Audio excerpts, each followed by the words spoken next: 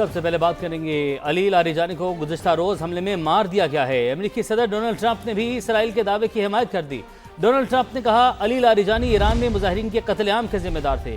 ایران خلیجی ممالک اور ہمارے لیے خطرہ ہے۔ نیٹو ایران جنگ میں ساتھ نہ دے کر احمقانہ غلطی کر رہا ہے۔ ہمیں آبنۂ ہرمز میں جہازوں کی حفاظت کے لیے کسی کی مدد کی ضرورت نہیں۔ سر ٹرمپ نے کہا اچھا ہوا director national counter terrorism centre نے استعفیٰ دے دیا۔ بالکل اہم خبر ہے، بڑی خبر جس سے متعلق آپ کو اپڈیٹ کر رہے ہیں۔ آپ کو بتائیں کہ یہ بڑا استعفیٰ سامنے آیا ہے۔ علی لاریجانی کو گزشتہ روز حملے میں مار دیا گیا۔ امریکی صدر ڈونلڈ ٹرمپ نے بھی اسرائیل کے دعوے کی حمایت کر دی ہے۔ ڈونلڈ ٹرمپ نے کہا کہ علی لاریجانی ایران میں مظاہرین کے قتل عام کے ذمہ دار تھے۔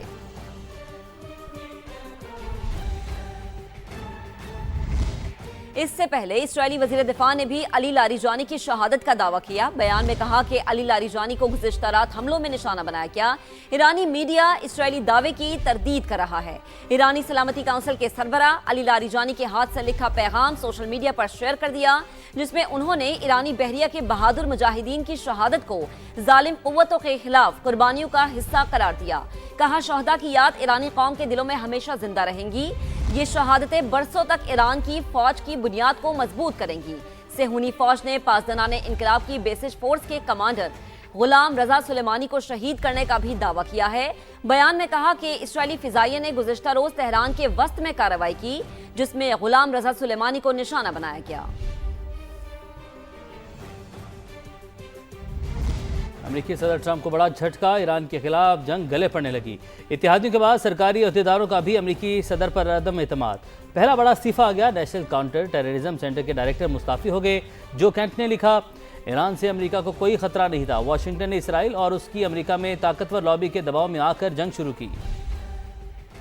ایران جنگ ٹرمپ کے لیے ڈراؤنا خواب، اتحادیوں کے بعد ساتھی بھی ہاتھ چھڑانے لگے۔ Director national counter terrorism centre نے احتجاجاً استعفیٰ دے دیا۔ جوزف کینٹ نے صدر ٹرمپ کی ایران کے خلاف جنگ کو شدید تنقید کا نشانہ بنایا۔ لکھا یہ واضح ہے کہ ایران نے امریکہ کے لیے کوئی فوری خطرہ پیدا نہیں کیا تھا۔ جنگ اسرائیل اور اس کی طاقتور امریکی لابی کے دباؤ پر شروع کی گئی۔ ضمیر کے مطابق ایران کے خلاف اس جنگ کی حمایت نہیں کر سکتا۔ جو کینٹ نے اپنے استعفے کے آخر میں لکھا دعا کرتا ہوں کہ آپ اس بات پر غور کریں کہ ہم ایران میں کیا کر رہے ہیں اور یہ سب کس کے لیے کر رہے ہیں۔ اب جرأت مندانہ اقدام کا وقت آ چکا۔ آپ اس راستے کو بدل کر اپنے ملک کے لیے ایک نیا راستہ متعین کر سکتے ہیں یا ہمیں مزید زوال اور افراتفری کی طرف لے جا سکتے ہیں۔ فیصلہ آپ کے ہاتھ میں ہے۔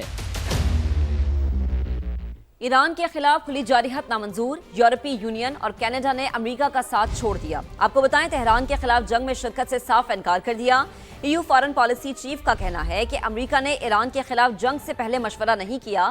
کسی بھی فیصلے سے پہلے صدر ٹرمپ کی غیر متوقع طبیعت کو مد نظر رکھنا ہوگا۔ آبنۂ ہرمز کو کھولنے کے لیے سفارتکاری کا مشورہ دے دیا۔ خلاف جارحیت مہنگی پڑی، امریکہ اور اسرائیل دنیا میں تنہا، مشورہ کیے بغیر جنگ میں گھسنے کی سزا۔ یورپی یونین کا صدر ٹرمپ کی مہم جوئی کا حصہ بننے سے صاف۔ یورپی یونین فارن پالیسی چیف نے کہا اب تک امریکی اقدامات کو سمجھنے سے قاصر ہیں۔ کوئی بھی ملک براہ راست جنگ کا حصہ نہیں بننا چاہتا۔ کسی بھی فیصلے سے پہلے صدر ٹرمپ کی غیر متوقع طبیعت کو مد نظر رکھنا ہوگا۔ کالاس کا کہنا تھا وہ امریکہ کے ساتھ مضبوط تعلقات کے خواہاں ہیں، لیکن کوششیں دو طرفہ ہونی چاہیے۔ آبنائے ہرمز کو کھولنے کے لیے بحیرہ اسود کا ماڈل اپنانے کا مشورہ۔ یورپی یونین سے پہلے برطانیہ، فرانس، جرمنی، جاپان، آسٹریلیا، یونان اور اٹلی بھی فوجی مشن آبنائے ہرمز بھیجنے سے انکار کر آبنائے ہرمز کھلوانے کے کسی آپریشن میں حصہ نہیں لیں گے۔ فرانس کے صدر کا اعلان، بولے آبنائے ہرمز میں جہازوں کی حفاظت کے لیے ایران کے ساتھ تعاون ضروری ہے۔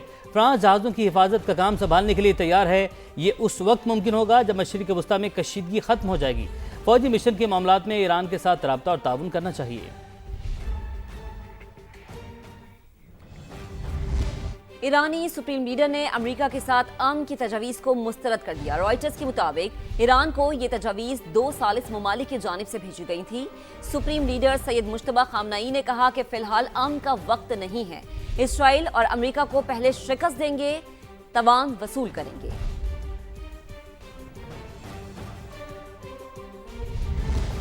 ایران کا دشمن پر پلٹ کر وار، آپریشن وعدہ سازی کی 58ویں لہر۔ اسرائیلی علاقے نشانہ تل اویو، بیت شمس اور مغربی یروشلم پر میزائل داغے گئے۔ حملوں میں طاقتور میزائل قادر اور ڈرونز کا استعمال کیا گیا۔ مشرق وسطی میں تنصیبات بھی تہران کا ہدف۔ ابوظہبی میں میزائل کا ملبہ گرنے سے پاکستانی شہری جاں بحق۔ الفجیرہ بندرگاہ کے قریب ٹینکر پر پروجیکٹائل سے نشانہ۔ بغداد میں امریکی سفارت خانے پر ڈرون حملہ۔ عراقی فورسز کا 5 ڈرونز مار گرانے کا دعویٰ۔ قطر میں ڈرون اور میزائل حملے۔ UAE نے 10 بیلسٹک میزائل اور 45 ڈرونز تباہ کر دیے۔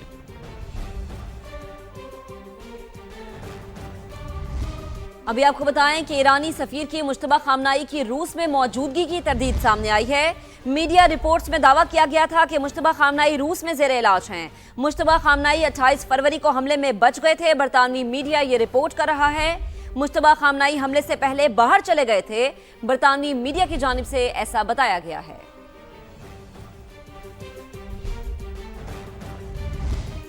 آپریشن غضب للحق میں پاکستانی افواج کے افغانستان میں کامیاب فضائی حملے۔ طالبان رجیم کی فوجی تنصیبات کو کامیابی سے نشانہ بنایا۔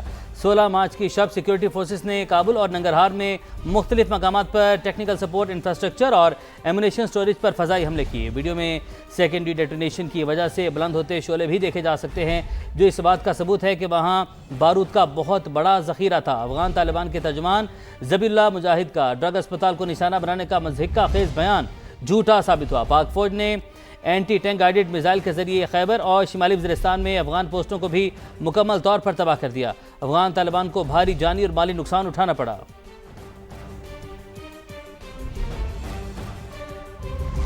وزارت اطلاعات کی فیکٹ چیک رپورٹ میں افغان طالبان کا کابل میں ڈرگ ریہیب سینٹر کو نشانہ بنانے کا دعویٰ جھوٹا ثابت ہوا۔ فیکٹ چیک میں ثابت ہوا ہے کہ ہدف کیمپ فینکس کے قریب عسکری ساز و سامان کا ذخیرہ تھا۔ افغان جریدے نے بھی پاکستان کے خلاف افغان رجیم کا پروپیگنڈا بے نقاب کر دیا۔ افغان طالبان رجیم کو سوشل میڈیا پوسٹ ڈیلیٹ کرنا پڑی۔ عطا اللہ تارڑ کہتے ہیں کہ پاکستان نے صرف دہشت گردوں کے ٹھکانوں اور عسکری اہداف کو نشانہ بنایا۔ حکومت کا کفایت شعاری اقدامات کے تناظر میں اہم فیصلہ۔ یوم پاکستان کی پریڈ اور اس سے منسلک تقریبات نہیں ہوں گی۔ یوم پاکستان قومی وقار اور احترام کے ساتھ سادگی سے منایا جائے گا۔ وزیراعظم آفس کا اعلامیہ جاری۔ ادھر وزیراعظم نے اجلاس میں بچت پلان پر عمل درآمد یقینی بنانے کی ہدایت کر دی۔ کہا پیٹرولیم درآمدات کی سپلائی چین بہتر بنانے کے لیے وزیر پیٹرولیم بھی متحرک ہوں۔ حالات کی بہتری تک تمام متعلقہ ادارے ہنگامی اقدامات کے لیے تیار رہیں۔ ملک میں پیٹرولیم مصنوعات کی قلت کا کوئی خدشہ نہیں۔ حکومت نے اپریل تک سٹاک کا بندوبست کر لیا۔